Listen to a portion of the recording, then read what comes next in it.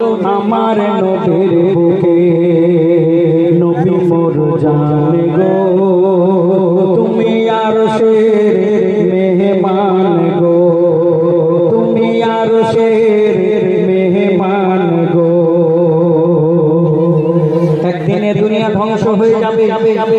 সেদিন আপনাদের মগরাহাট হলুদ হইয়া থাকবে না সেদিন দুনিয়ার কোনো কিছু থাকবে না সব কিছু শেষ হয়ে যাবে কিন্তু সেটা কবে না গাড়ি বাড়ি থাকবে না বিবি বাচ্চা কেউ থাকবে সব কিছু শেষ হয়ে যাবে কিন্তু কবে সেটা যখন কিয়ামত আসবে এই কিয়ামত আসার আগে আমরা এই কিয়ামত দুনিয়ার মধ্যে আসার আগে আমরা তার আগে বুঝতে পারবো কিয়ামতের কিছু কিছু আলামত দেখা যাবে সেগুলো কি বলছে ও গো কিয়ামতের কি আলামত শোনো মোর নবীর বর্ণনা সেদিন লজ্জা শরম ভালোবাসা কারো কিছু থাকবে না আর গরিবীরা সব ধনী হবে ও গো গরিবীরা সব ধনী হবে দাদা নেওয়ার মতো কেউ থাকবে না আর সোনা দানা রাস্তায় থাকলেও পড়ে দেখে কেউ উড়াবে না দেখে কেউ উড়াবে না আর কি হবে নারীর সংখ্যা এত বেড়ে যাবে এই দুনিয়ার মধ্যে এমন এমন সময় আসবে দেখবেন শুধু শুধু শুধু মেয়ে ছেলে দেখা যাবে মেয়ে ছেলে পুরুষ খুঁজে পাওয়া যাবে না গ্রামে গ্রামে শহরে শহরে এই মগরাহাটেও শুধু দেখবেন মেয়ে ছেলে দেখা যাবে রাস্তাঘাটে দোকান পাটে সমস্ত জায়গায় শুধু দেখবেন মেয়ে ছেলে আর মেয়ে ছেলে পুরুষ খুঁজে পাওয়া যাবে না এমন একটা সময় আসবে 50 জন নারী সমান একজন পুরুষ বেঁচে থাকবে তখন আপনি বুঝে নেবে যে কিয়ামত খুব কাছে এসে গেছে তাই আমার লেখক লিখছেন ও গো নারীর সংখ্যা এত বেড়ে যাবে তাদের ভিড়ে পুরুষ হারিয়ে যাবে আর হারাম হালাল বাঁচবে না কিছু মানুষ মানুষের মাংস খাবে আর কোরআন থেকে ও গো কোরআন থেকে যত আসমানে ফিরে যাবে আর জ্ঞান থাকতে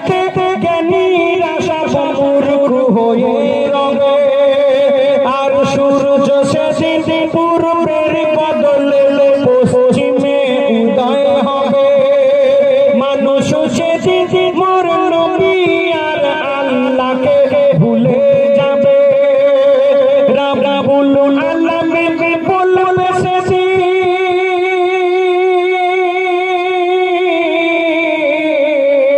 ও গো রাব্বুল আলামিন বলবে সেদিন দুনিয়া আমি আর রাখবো না মুহাম্মাদের উম্মত যেদিন আল্লাহ বলে কেউ আর আমায় ডাকবে না আর যাদের তরে এই দুনিয়া গড়া আল্লাহ বলবে ও গো যাদের তরে এই দুনিয়া গড়া মোর সাথের আদম কুল ইসরাফিল এক বাঁশিতে হবে যে নির্মূল আল্লাহ যাহার রূপ দিয়েছে যে নিখুঁত নির্ভুল নবী মোর জান গো তুমি আরশের মেহমান গো 103 কিতাব এলো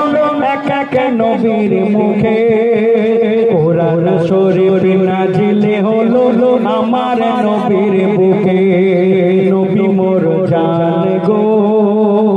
আল্লাহ বলছে তুমি আরশের মেহমান গো তুমি আরশের মেহমান গো আমরা নামাজ পড়ি আমরা রোজা রাখি আমরা হজ করতে যাই লাখ লাখ টাকা খরচ করে নামাজ রোজা হজ আমাদের জন্য সবথেকে বড় আল্লাহর ইবাদত কিন্তু আমার আল্লাহর আরো কিছু কিছু ছোট ছোট ইবাদত আছে যেগুলোকে আমরা অনেকে দেখি কিন্তু পালন করি না সেগুলো কি বলছে দেখো ও গো নামাজ রোজা হজ যাকাত শুধু ইবাদত নয় আরো অনেক কিছু ভালো কাজে ইবাদতের সওয়াব হয়। যদি চলার পথে বড় পাথর পড়ে থাকে, যদি চলার পথে বড় পাথর পড়ে থাকে, দেখে তাকে সরিয়ে দাও।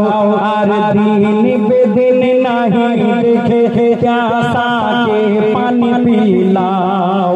অন্ধকে পথ পার করে দাও, অন্ধকে পথ পার করে দাও। ভুকাকে খানা খাওয়াও। অড় থাকলে পাশের বাড়ি গরিব মেয়ের বিয়ে দাও। ওগো অড় থাকলে পাশের বাড়ি গরিব মেয়ের বিয়ে দাও। তবে দান খয়রাত সাদকা করো, ওগো দান খয়রাত সাদকা করো। তবে লোক দেখানো নয়, তুমি দান করে অহংকার দিও না নিজের পরিচয়। আর দান কেমন করবে শোনো, বলে মোর নবী মুহাম্মদ। তোমার ডান হাত যদি দান করে, যেন জানতে পারে না বাম হাত। আর তোমার দ্বারে ওগো তোমার দ্বারে, ওগো তোমার দ্বারে অভাবে পড়ে,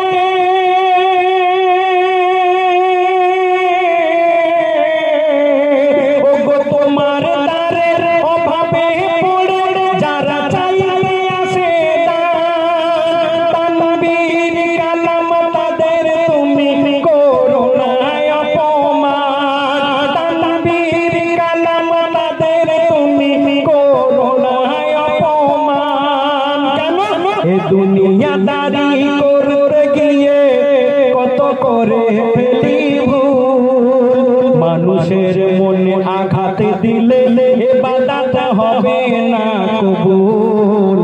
আল্লাহ যাহার রূপ দিয়েছে নিখুঁত